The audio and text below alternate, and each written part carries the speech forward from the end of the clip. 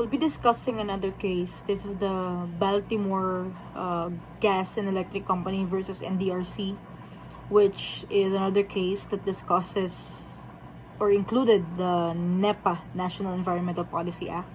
So just a quick background, the National Environmental Policy Act has required all federal agencies to consider environmental impact of their activities.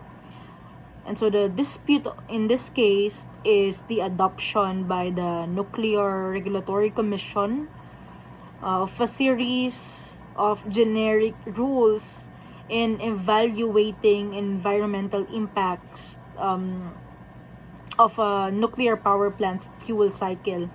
So in these rules, the NRC decided to assume that the permanent storage of nuclear waste would have no significant impact in our environment and thus should not affect the decision of licensing a particular plant. So they call this the zero release assumption.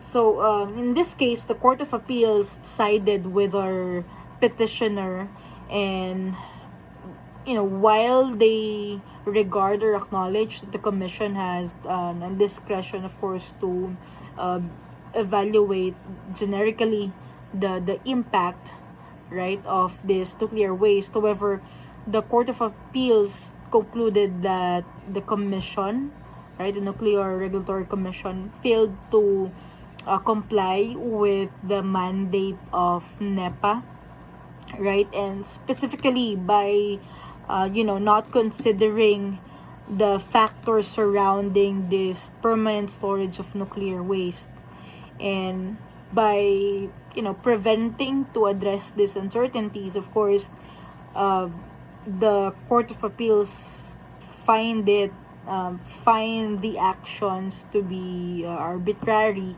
and capricious, in which the Supreme Court, of course, while reading on this case, will understand that they did not agree or they reversed the decision of the Court of Appeals, simply because while Court of Appeals has raised valid points regarding the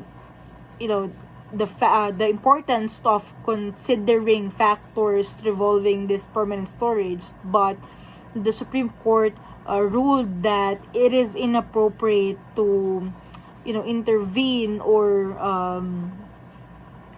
intervene with the licensing proceedings, just simply because of minor ambiguity in the language used by the commission, right? And also the Supreme Court emphasized that while Court of Appeals has all these factors that they want to be factored in, Supreme Court on the other hand ruled that there is zero evidence, or there is no evidence, that the avoidance of these uncertainties or this zero release assumption has ever prevented any party or affected has affected the decision making in providing license to a party. So with that being said, of course, the Supreme Court had to reverse the decision of